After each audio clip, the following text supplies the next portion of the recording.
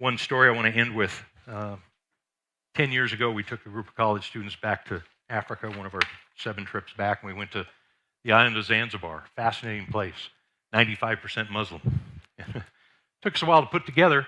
Well, we didn't. It was the Africans, the ones that were doing Young Life there. But we got to be the work crew. We got to help with the camp. It's the most life-changing experience. In some ways, I look at this topic. We had a bunch of Muslim kids. We ran a camp at a Catholic monastery for Muslim kids. And you might think, how in the world does that happen? That is not a formula for, success. Well, at the end of 3 days, every single one of those kids stood up and said, I want to follow Jesus. Because we didn't say, hey, this is how you become a Christian. We had no audience. We didn't talk about Christianity. We just talked about Jesus. And he, friends, if we just put Jesus on display, he's irresistible. People will ask. People will want to know him. All of those Muslim kids stood up. We found later that 6 of them came from radical Muslim families. How did their lives get transformed? Hey, here's who Jesus is. That was our formula. He's irresistible.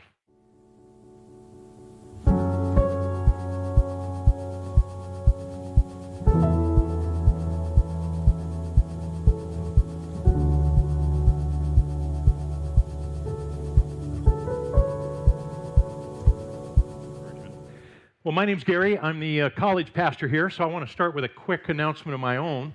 A week from tomorrow, we're doing kind of a Thanksgiving dinner. We call it November Feast. It'll be here at the Well, 6 o'clock. The reason I'm making that announcement, most of those of you that are in small groups know about it, but just want to make sure that if you're a college age, which is like 18 to 25, 26, we would love to have you come. There's a place at the table for you, but we want to know how many are coming. So if you would just maybe put your name on there, hey, I'm coming to November Feast, that would help us. We'll find other ways to connect to college-age folks this week, but just wanted to throw that out there. Love to have you. Well, okay. Before I put on my sermon hat, I'm going to put on my elder board hat for just a minute and talk to you for a couple seconds about finances and our budget. That's the kind of season we're in now. And Kelly mentioned finances a couple of weeks ago. I want to share just maybe more specifics and details. It's actually a great segue as we come off of the Tove series, what it means to be a good church, because in part, a good, healthy church community is one with healthy finances. I mean, it just comes down to that. I think our vision, which Kelly shared last week as well, our vision is, for this coming year, is health and sustainability. Well, that certainly includes finances. Most churches either don't talk about finances at all, and I would say we're probably more on that side of the spectrum. We just do our thing, and you get to guess what's going on. Then on the other side, there's churches that seem like they talk about it every week or two. Another push, a campaign, hey, we need more money. Again, I would love to be a church that's in the middle. I would love to be a church where everybody knows where we're at, and there's a sense of shared ownership and participation in the financial health of our church. So with that, I just want to let you know where we are. We are running a deficit every month. We do have reserves. We have money in savings and checking, and it's not like we're desperate, but we are probably got about 6 or 8 months of cash reserves given the current level of giving. And so I want to let you know part of the reason, probably most of the reason we're in that spot is because of this building. We moved into this building, it'll be 2 years in January, and that was a big step of faith. And I have to say that it was very clear. I mean, the way we got this building, the way God led us, the way it came about in amazing ways, even miraculous ways, we knew that this is where God wanted us to be. And part of our step of faith was, as we get into this building, we're going to grow and finances will grow with us. Well, we have grown. We've grown in some significant ways, definitely in just Sunday morning, but I think the greatest gauge of how we've grown is children's ministries. We've had a lot of new families come. We've probably doubled the number of children in children's church or children's ministry every Sunday, from maybe the 20-something to now 50 kids a week in children's ministry. Well, that growth has happened, but we haven't had a corresponding financial growth along with it. And maybe a big part of that is we haven't shared it. We haven't said, hey, we've got a need. Hey, family, we're in this together. So that's the reason I'm up here today, just to share that need, to invite you, if you will, to encourage you to say, hey, if you've not thought about how I can be a monthly partner in this thing, I want to contribute. I want this to be my family. I want to see how God's going to work. We've got a lot God wants us to do, and we just want to be at a place where we can respond to where God wants to take us. So I'll take off my financial hat for a minute and move on. Hey, we are starting a new series today. How's that for a segue? There we go. And now back to our regular programming. Here we go. A couple of thoughts. We're just come off the Tove series, 8 weeks, and talking about what's it look like to be a healthy church community. And I want to continue that a little bit. I want to not just leave it there. I want to say, hey, we learned a lot about what it means to be a good church. Now we know what a good church looks like. And let's move on to the next series. Well, there is a difference between knowing, and I think we got a lot of good input. We got a lot of good advice, some good ways to be a better church together. But there's knowing, and then there's doing. And now we want to pursue every week, and we want to have our sermon series every time tie into that. We want to be a church that continues. Ultimately our target is to be more Christ-like. That was the last element of our Tove series, is a church that puts Jesus on display. And so that's where we're going. This week we're starting a new series, 1 John, and we're going to do just that. We're going to try to find ways in this series to have practical ways we can pursue what it means to be more Christ-like as a church. Well, quick intro to John. John was written by John. Good job. The first questions are pretty easy. John wrote it. John the disciple, one of the 12 disciples. He was also the only disciple, just for a little recap, he was the only disciple that was not martyred for his faith. He's the only one that lived a long life. Why is that significant? I don't know. But God had a plan for that. He was the pastor to Asia Minor. That's where his biggest sphere of influence was, which in today's world is kind of Turkey, southwest, central Turkey. That's the area where John spent a lot of his time. And he was the last one to write his gospel. He was the last one to write some of the books in the Bible. By contrast, I found this fascinating, that Paul wrote most all of his letters that we have in the New Testament between about 48 and 64 A.D. Not that long, within 20 to 30 years after Jesus rose from the dead. He wrote all of his letters before any of the Gospels were written. He didn't have the Gospels as kind of his template for what he was writing about. And then John comes along. John is 60 years later. He wrote most of his writings between 90 and 100 A.D., when he was in his 80s.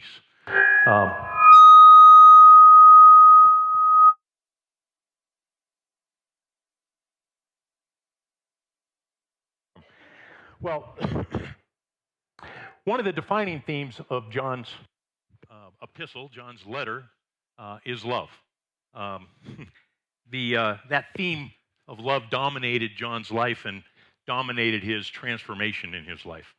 When he started out, when Jesus called him and his brother James, he kind of gave them the nickname. These were the sons of thunder. And John was going to be one of the big leaders of the church. That was kind of this is who I'm going to be. This is my identity. I'm a forceful guy. I'm a leader.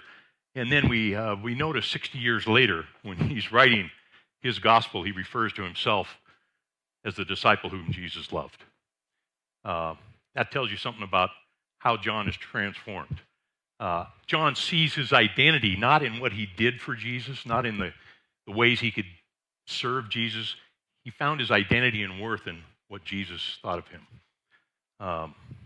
I just think that's a great way for us to reflect on, well, how do we look at our life? Is our life with Jesus defined, what can I do for him?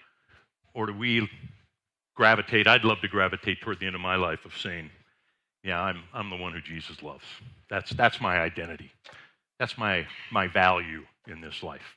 I get the honor, the pleasure of doing things for him, but that's all in response. So that gives you a framework for where John's kind of coming from as he writes this letter. So I want to focus today on kind of his theme of loving one another. How do we do that? What's that look like to love one another? So 2 verses will frame this conversation. 1 John 3:14. We know that we've passed from death to life because we love one another. Anyone who does not love remains in death. Pretty stark contrast there. And then to frame that, 1 John 1:3-18 says, "Dear children, let us not love with words or speech, but with actions and in truth." So he's setting us up for, hey, this is not just I love, but how do we love? What does that look like? Well, there's a progression in John's letter, a progression of love that I want to kind of look at to frame this. It starts in 1 John 2:3 for the next 4 or 5 verses. It starts out 1 John 2:3. We know that we have come to know him if we keep his commands. Again, our Western mind, our Western thought is, hey, am I saved? Am I going to make it to heaven? But John was more concerned about, hey, we know we are in him. We're in a relationship. We know that we're in a right place if we keep his commands. I love that. His focus is not on, his focus is on relationship. And then he says, we demonstrate that by obeying his commands, not as a way to win God's love, but a response to God's love. If God had a love language, I'm convinced it would be obedience. If you want to say, well, how do you show love to somebody and get your own love language? Well, for God, it's obedience. Hey, if you love me, just do what I ask you to do. That will give our relationship real meaning, real value. Then he goes on in 1 John 2:4, the next 2 verses, he says, whoever says, I know him, but does not do what he commands is a liar. The truth is not in that person. But if anyone obeys the word, love for God is truly made complete in them. This is how that we know we are in him. And then he goes on in the next verse and says, whoever claims to live in him must live as Jesus did. So it kind of completes that progression of love. We're in him because we do what he says. And then he says, whoever claims to live in him must live as Jesus did. Our ultimate goal is to be a disciple. The mantra in Jesus' day about a rabbi and a disciple was, you know what the rabbi knows, so you can do what the rabbi does, so you can be like the rabbi. I mean, that's the way they looked at discipleship. That's why I'd love for us to look at our relationship with Jesus. Hey, know what he knows, do what he says, be like him. That's where your life, that's where our life will be transformed and where we can have real impact. So then he goes on and applies that to our relationship with each other. He says, 1 John 3:14. Again, I'll repeat that verse. We know that we have passed from death to life because we love one another. Anyone who does not love remains in death.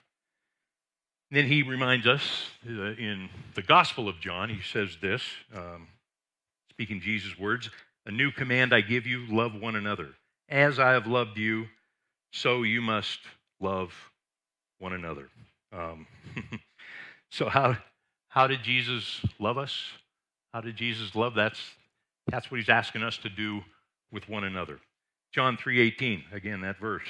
Dear children, let us not love with words or speech, but with actions and in truth. How are we going to demonstrate that love? Well, obviously, John's making a big deal out of what it means to love one another. In fact, I would say if we can say we love God, but John would say only if you love one another. You can't say you love God unless you love one another. You might say a right relationship with each other is key to our right relationship with God. And I don't think in our culture we think that way that much. We don't give that much significance to loving each other, loving one another as central to our relationship with God. But that's what John's trying to communicate to us. What does that look like? Here's where it gets kind of dicey for me. Because that's relatively easy when you look at your circle of friends.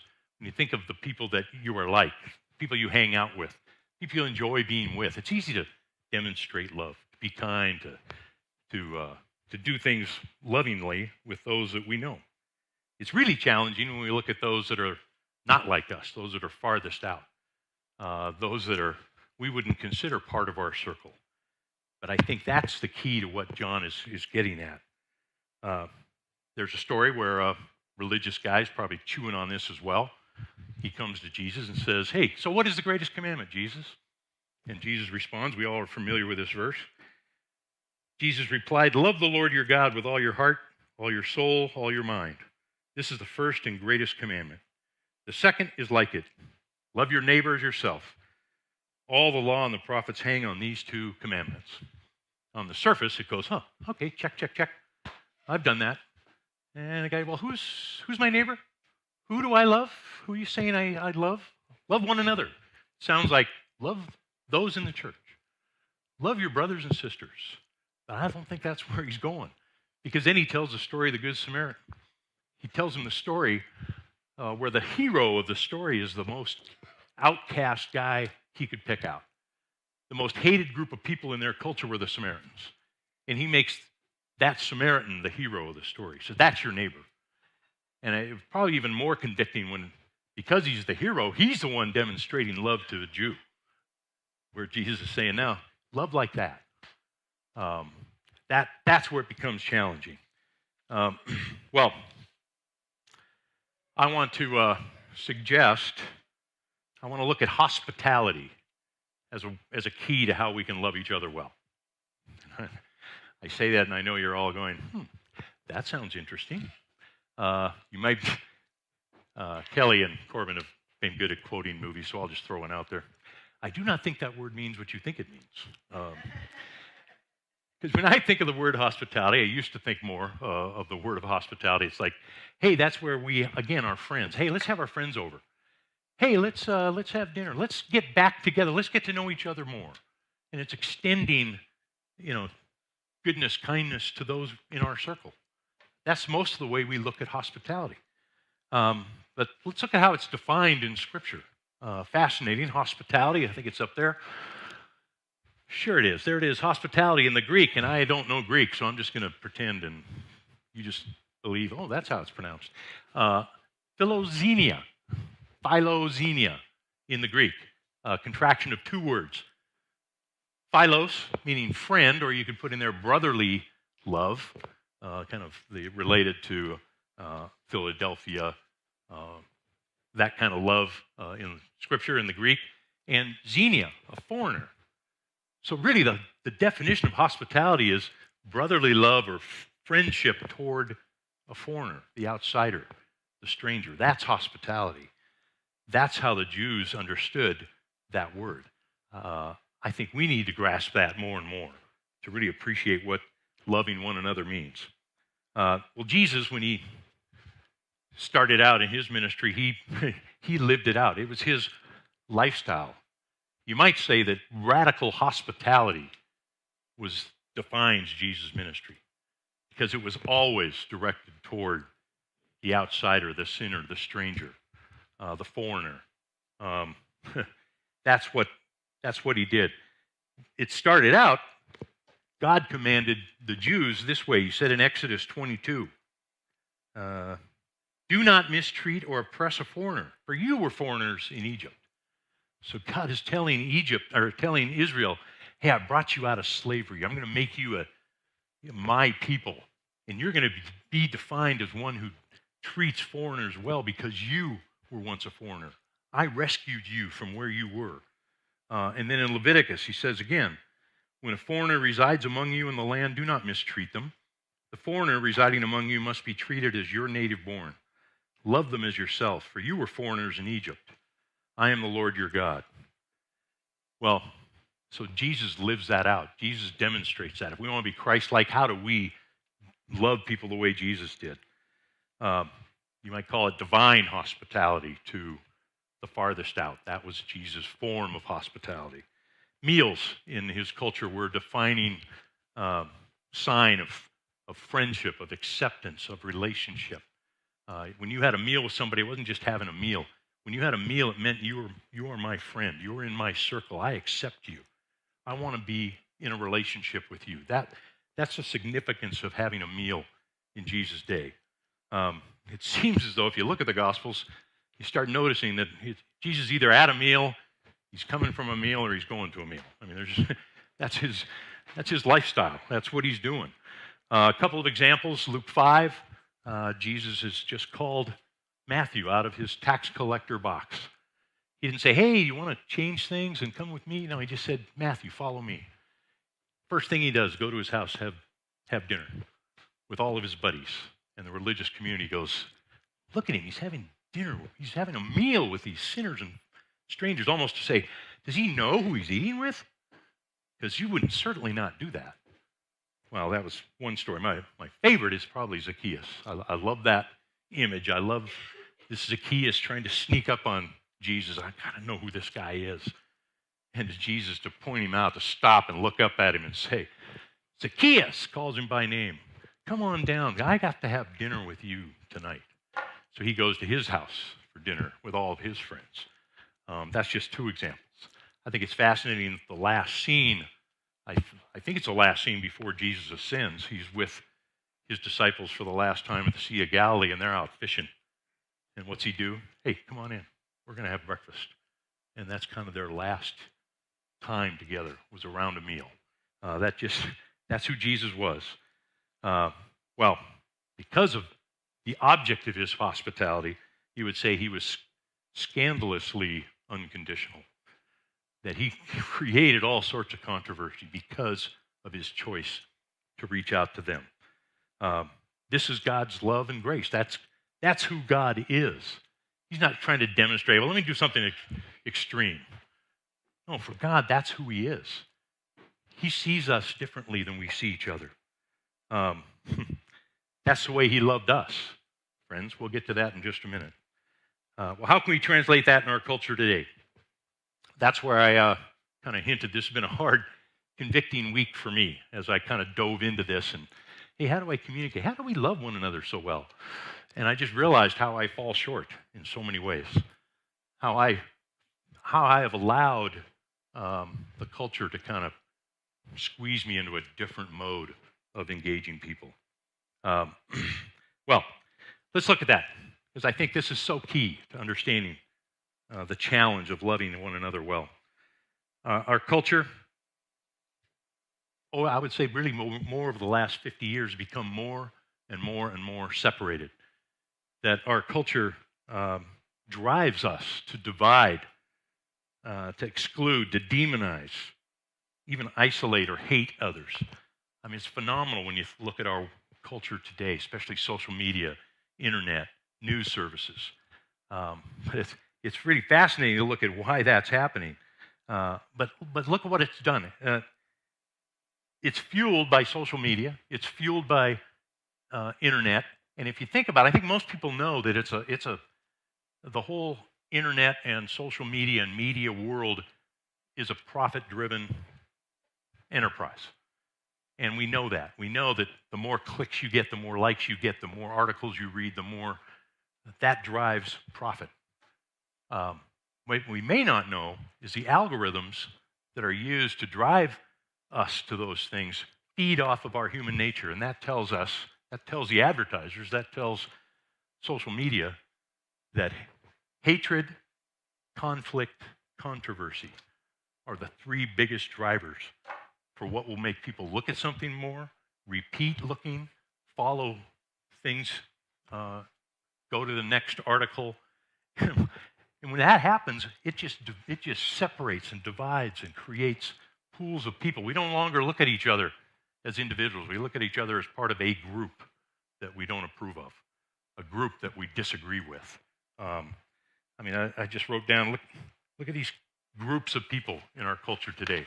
The homeless, migrants, 2.5 million migrants now in our country that they're here illegally.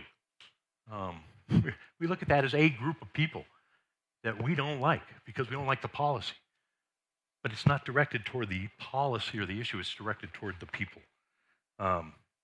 We look at the political landscape as ridiculously polarized.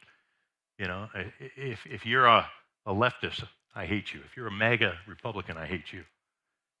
There's no middle ground where we can talk about issues. It's all extremes. It's all how we treat each other. We get sucked into that.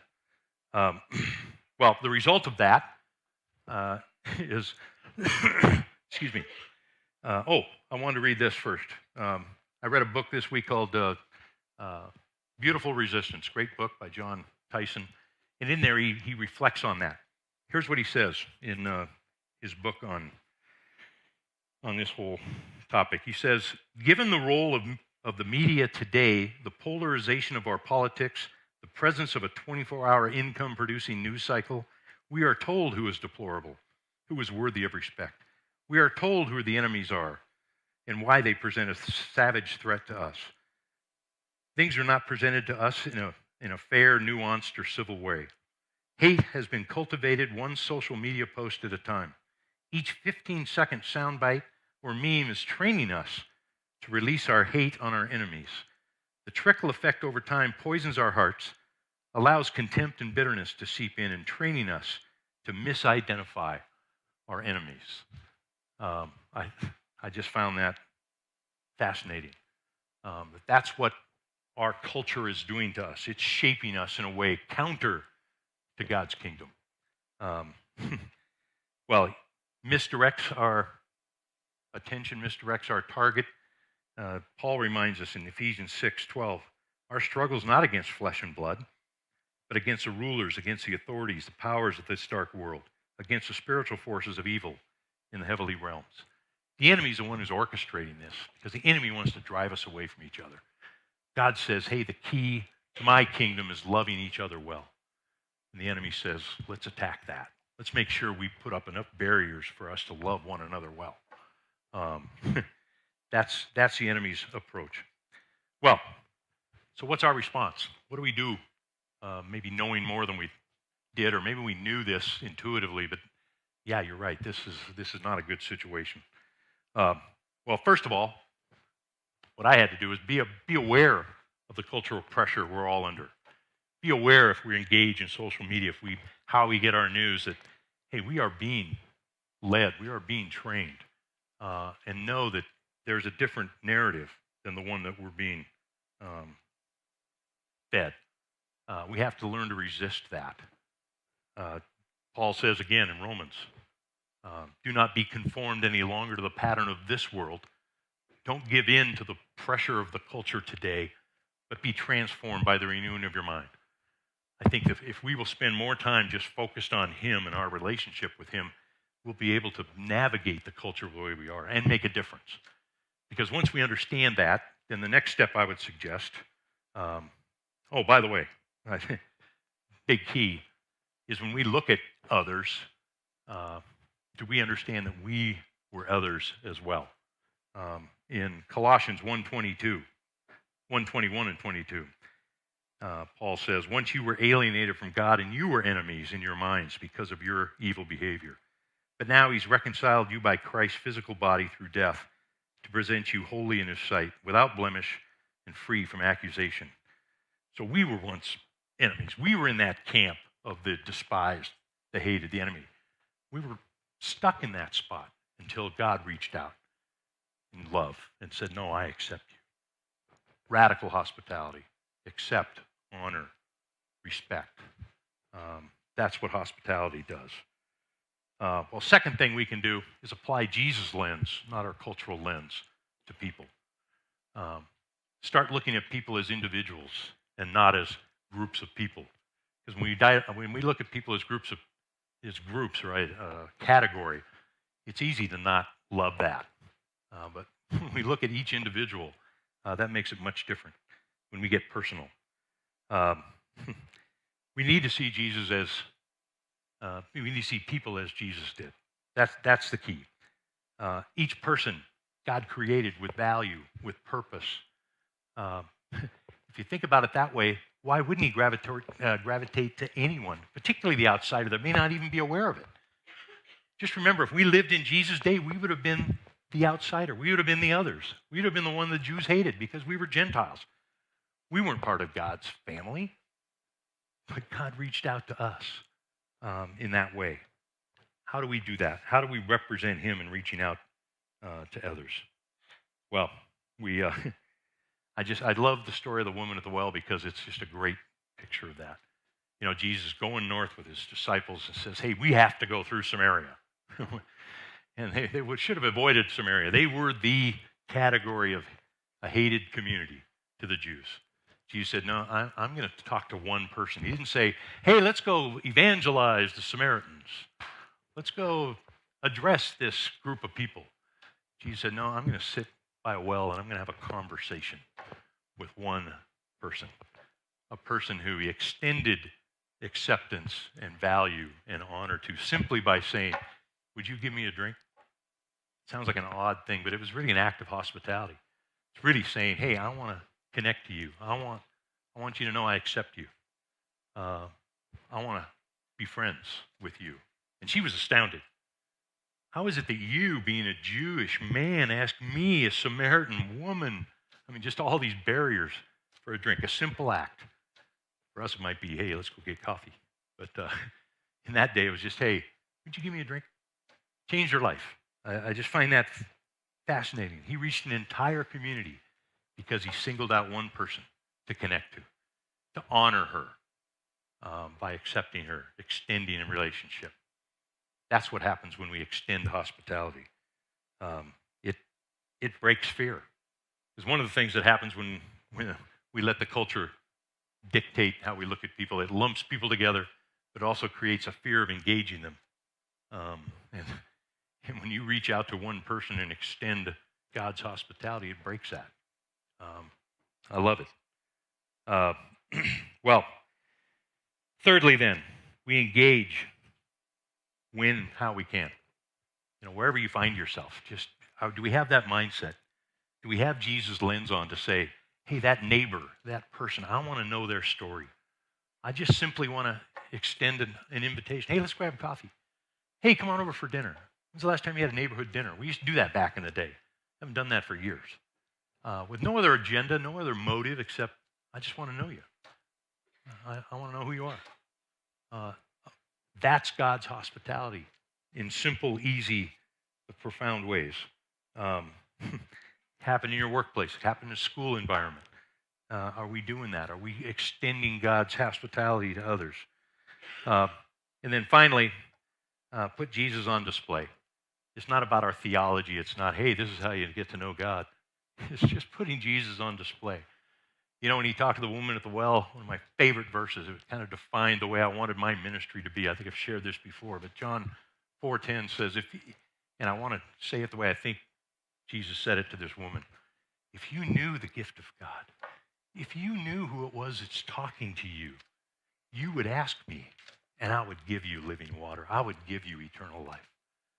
The key is just seeing Jesus for who he is. Not a theology debate, not a doctrine, but just get to see who Jesus is. One story I want to end with. 10 years ago, we took a group of college students back to Africa, one of our 7 trips back, and we went to the island of Zanzibar. Fascinating place. 95% Muslim. Took us a while to put together. Well, we didn't. It was the Africans, the ones that were doing Young Life there. But we got to be the work crew. We got to help with the camp. It's the most life-changing experience. In some ways, I look at this topic. We had a bunch of Muslim kids. We ran a camp at a Catholic monastery for Muslim kids. And you might think, how in the world does that happen? That is not a formula for, success. Well, at the end of 3 days, every single one of those kids stood up and said, I want to follow Jesus. Because we didn't say, hey, this is how you become a Christian. We had no audience. We didn't talk about Christianity. We just talked about Jesus. And he, friends, if we just put Jesus on display, he's irresistible. People will ask. People will want to know him. All of those Muslim kids stood up. We found later that 6 of them came from radical Muslim families. How did their lives get transformed? Hey, here's who Jesus is. That was our formula. He's irresistible. Well, I lay those out to you. I lay that out to you to say, how can I participate in extending God's radical hospitality to my circle, to my world? Um, and knowing that God's love is what gives us the ability to do that, remembering how he loved us.